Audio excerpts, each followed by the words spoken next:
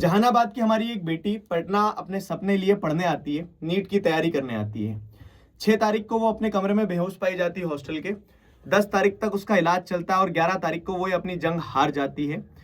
अब सवाल ये है कि जब मामला देखा गया कि क्या दिक्कत हुई, तो पता चलता है, जो प्राइमरी रिपोर्ट्स आती है पुलिस की, डॉक्टर की, कि बताया गया कि लड़की ने नींद की दवाइयां ओवरडोज ली गई और उसके द्वारा उसकी मृत्यु हुई। पर जब पीड़िता के परिवार ने ये बताया कि उनकी बेटी इतनी आसानी से हार नहीं मानने वाली थी, उसके साथ कुछ गलत हुआ है, तो दबाव में रिपोर्ट्स निकल के आती है और उस पोस्टमार्टम की रिपोर्ट से पता चलता है कि उसके साथ हैवानियत हुई है, गैंग रेप हुआ है और उस कारण से उस बच्ची ने जो सपने लेके आई थी अपना दम तोड़ दिया। अब सवाल यह है कि जब दबाव बना, जब आवाज उठी, तब हमें लूपहोल समझ में आया कि सिस्टम के जो कि पुलिस के द्वारा, जो कि डॉक्टर्स के द्वारा जो लापरवाही बरती गई, उससे सिर्फ एक बेटी का सपना नहीं खत्म हुआ या फिर एक बेटी की जान नहीं गई है, ये मानवता के प्रति एक हैवानियत दर्शाती है।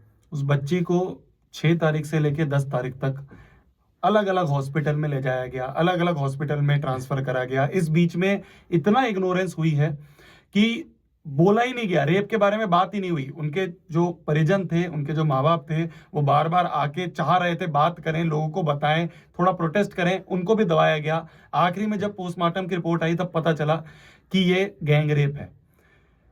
पहली बात हम ये करते हैं कि लड़कियों को वुमेन एम्पावरमेंट की बात करते हैं हम देश में, कि वुमेन एम्पावरमेंट होना चाहिए, लड़कियों को घर से बाहर निकलना चाहिए, घर के चूल्हे इन सब चीज़ों में नहीं लगना चाहिए, आगे बढ़ के काम करना चाहिए। चाहे एग्जाम्स की बात आए तो बड़े एग्जाम्स की तैयारी करनी चाहिए, बड़ी जॉब की तैयारी करनी चाहिए। कैसे कर लेगी तैयारी लड़की? कैसे कर लेगी तैयारी लड़की जब उसको पता चलेगा कि उसकी एक और बहन जो है उसके साथ ऐसा ऐसा हो रहा है?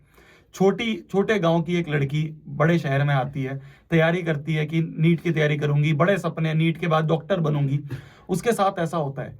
तो लड़कियां कहां से अपने आप को सेफ मानेंगी, कहां से अपने आप को सेफ महसूस करेंगी? एक तरफ हम बहुत बोलते हैं कि हमें तो लड़कियों को आगे बढ़ना चाहिए, ये बहुत गलत हो रहा है। और ये तो एक केस है जिसके बारे में आज हम बात कर रहे हैं, क्योंकि ये शायद लोगों के बीच में आ गया है, पब्लिक इसको अपीयरेंस मिल गया है। लेकिन ना जाने भारत देश के अंदर हर रोज ऐसे कितने केस होते हैं। और पता है, जब भी ऐसा कोई केस होता है ना, तो एक इंसान जाता है सबसे पहले पुलिस के पास या फिर उस हॉस्टल कीपर के पास कि कुछ गलत हुआ है।